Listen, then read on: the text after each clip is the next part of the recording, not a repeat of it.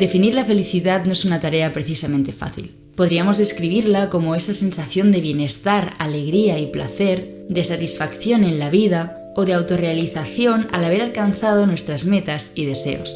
Y aún así estarás de acuerdo conmigo en que estas definiciones se quedan más bien cortas. La felicidad tiene esa naturaleza subjetiva que hace que sea algo muy difícil tanto de definir como de medir. Sin embargo, a pesar de ser algo tan complejo, hay una hormona que a nivel popular se ha relacionado de forma descarada con la felicidad. Te hablo de la serotonina. Solo hace falta una rápida búsqueda en el navegador. Escribimos hormona de la felicidad y ¡pum!, aparece la serotonina. ¿Pero tiene esto sentido? ¿Es la serotonina la hormona de la felicidad o es esto puro marketing? Y en todo caso, ¿qué hace la serotonina en nuestro cuerpo? Hoy en la Hiperactina hablamos de la serotonina. Antes que nada, este tema fue votado por los Patreons del canal, que a través de una pequeña aportación al mes apoyan mi contenido para que así siga creando vídeos de divulgación para que aprendáis de todo sobre el cuerpo humano.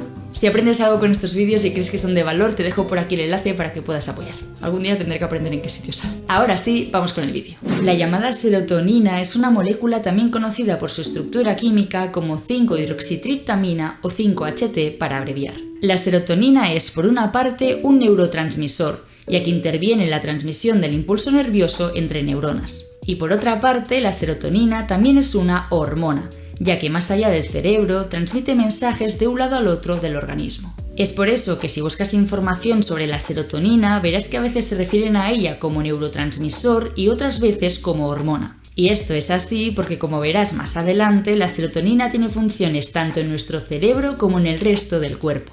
Pero vamos a evitar hacer spoilers. Para empezar, estoy segura de que si te pregunto qué hace la serotonina en nuestro cuerpo, lo primero que te viene a la cabeza es el cerebro.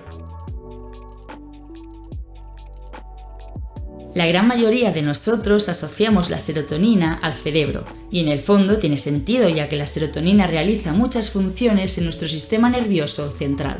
Entre otras cosas, la serotonina ayuda a regular la temperatura de nuestro cuerpo para que ésta sea la adecuada, modula nuestro apetito, es decir, si tenemos más o menos ganas de comer, interviene en la memoria y el aprendizaje, regula los ciclos del sueño ya que es capaz tanto de provocarnos sueño como de promover la vigilia y el estar despiertos, interviene en el comportamiento sexual al aumentar nuestro apetito sexual y por último ayuda a regular el estado de ánimo. De hecho, como curiosidad, algunas drogas como el éxtasis o el LSD interfieren en la actividad de la serotonina en el cerebro para producir algunos de sus efectos, como el aumento del deseo sexual, la euforia e incluso las alucinaciones. Y vale, todo esto está muy bien, pero entonces, ¿qué tiene que ver la serotonina con la felicidad? Pues a pesar de que puede ser algo simplista atribuir algo tan complejo como la felicidad a una sola molécula, podríamos decir de manera muy simplificada que la serotonina nos ayudaría a percibir lo satisfechas que están nuestras necesidades más básicas. Es decir, cuando nuestros niveles de comida, agua y sueño son suficientes, tendríamos niveles más altos de serotonina, lo cual se correlacionaría con una mayor percepción de la felicidad. Sin embargo, cuando faltan estas necesidades fisiológicas, se produciría el efecto contrario. Y relacionado con esto, tal vez te suene que niveles bajos de serotonina en el organismo se han asociado con trastornos como la depresión, la ansiedad o el trastorno obsesivo-compulsivo.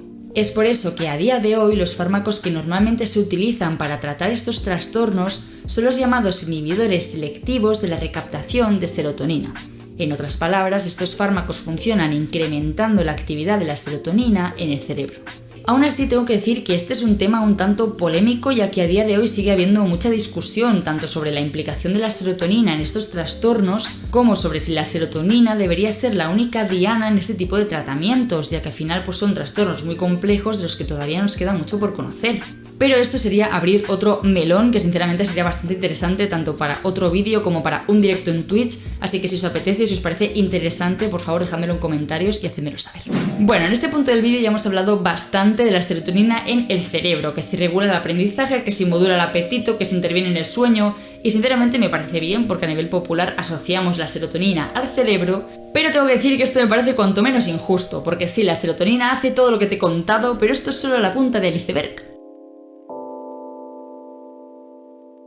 Para empezar, se estima que el 90% de la serotonina de nuestro cuerpo no se encuentra en el cerebro, sino en nuestros intestinos. Concretamente, esta serotonina se almacena en unas células especializadas del intestino llamadas células enterocromafines, y funcionan del siguiente modo. Cuando las células enterocromafines del intestino detectan que hay comida en el estómago porque te acabas de meter un buen bocadillo, estas se encargan de liberar serotonina. Esta serotonina hará básicamente dos cosas. Por un lado, la serotonina reduce el apetito para que no sigas comiendo de forma indefinida, y por otro lado estimula los movimientos intestinales y la secreción intestinal para facilitar la digestión de lo que acabas de comer. O sea que la serotonina tendría un papel bastante importante en la digestión. De hecho, se cree que una alteración de este papel de la serotonina en el intestino podría contribuir a la aparición del llamado síndrome del intestino irritable.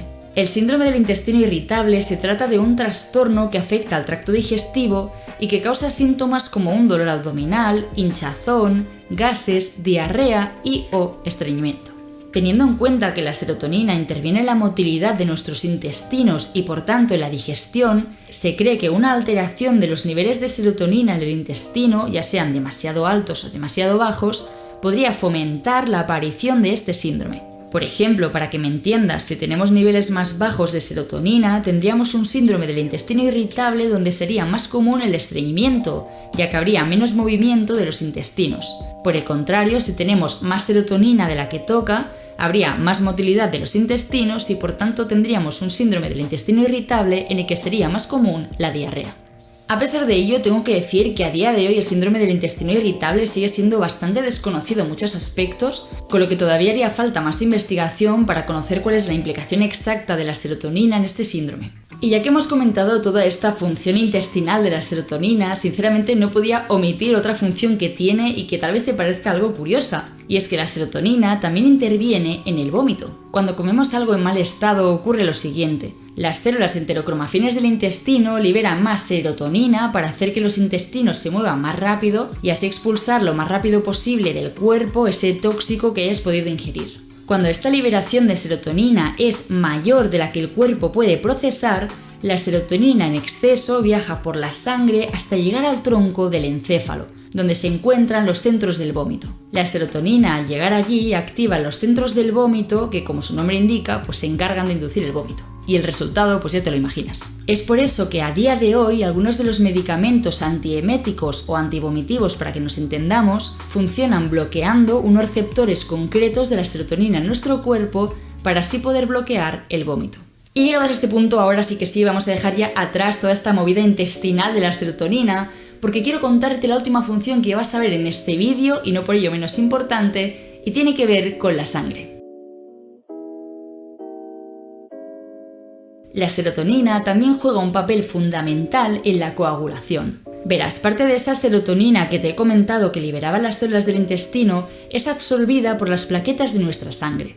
No sé si recuerdas que las plaquetas son esos fragmentos celulares que circulan por nuestra sangre y que intervienen en la coagulación. Cuando nos hacemos una herida y hay un peligro de perder sangre porque uno de nuestros vasos se ha dañado, la serotonina de las plaquetas entra en acción haciendo dos cosas. Por un lado, la serotonina estimula que las plaquetas se apelotonen entre sí formando lo que llamamos un coágulo, que ayudará a taponar la herida para que no perdamos más sangre. Y por otro lado, la serotonina inducirá la vasoconstricción, es decir, que nuestros vasos se estrechen para limitar el riego sanguíneo en esa zona y así evitar que perdamos todavía más sangre. En otras palabras, la serotonina contribuye a que la sangre que corre por tus vasos sanguíneos se quede ahí dentro, lo cual sinceramente está bastante bien. Y de hecho, no sé si lo sabías, pero este es el origen de la palabra serotonina. Serotonina proviene de la palabra latina serum, o sea, suero, y de la palabra griega tonos, es decir, tono. Esto es así porque la serotonina se descubrió como una sustancia vasoconstrictora del suero sanguíneo, es decir, una sustancia que se encontraba en el suero de la sangre y que afectaba al tono de nuestros vasos sanguíneos. De ahí, serotonina. No te irás a dormir sin aprender algo nuevo. Bueno, no sé cómo estarás ahora mismo, pero tengo que decir que cuando yo en su día estudié la cantidad de cosas que hacía la serotonina en nuestro cuerpo, sinceramente me quedé flipando. Y además recuerdo que me hice una pregunta que fue ¿cómo es posible que una misma molécula haga tantas cosas distintas en nuestro cuerpo? Pues la respuesta está, como no, en los receptores. Lo cierto es que existen distintos tipos de receptores de serotonina en nuestro cuerpo. Es decir, cuando la serotonina se une a sus receptores, estos se activan y producen una respuesta en el cuerpo. Es como si los receptores fueran una especie de interruptores capaces de encenderse y apagarse según se les una o no la serotonina. Cuando se enciende un interruptor se produce un efecto, y cuando se apaga el interruptor, el efecto cesa. Para que te hagas una idea, a día de hoy sabemos que existen 14 subtipos de receptores distintos, que sinceramente no son pocos. Además, estos receptores de la serotonina se encuentran en diferentes zonas de nuestro cuerpo, lo cual permite a la serotonina actuar en varias regiones del organismo. Si la serotonina se une a un receptor del cerebro, pues realizará funciones como regular el estado de ánimo, el apetito, la sexualidad o la ira.